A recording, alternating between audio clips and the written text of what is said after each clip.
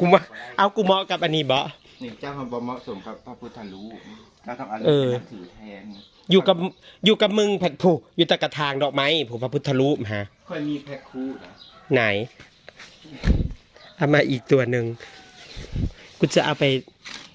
ตั้งที่หน้าบ้านกูพี่สั่งคือว่าทองหมาอ๋อทองไหลมากูนึกว่าทองจับคู่พีทบ่อันที่จริงมันก็เป็นมั่งมีมันคู่กับสีสุกวันนี้เราขายเราเอาอันมั่งมีมันต้องคู่กับอีสีสุกแล้วเงินทองมาทองไหลนองทองไหลมาคนขายจับคู่ให้พีทเอ้า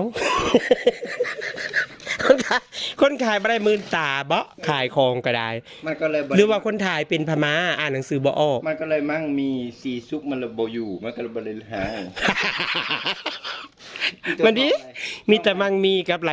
ทองไหลหลังทองไหลมา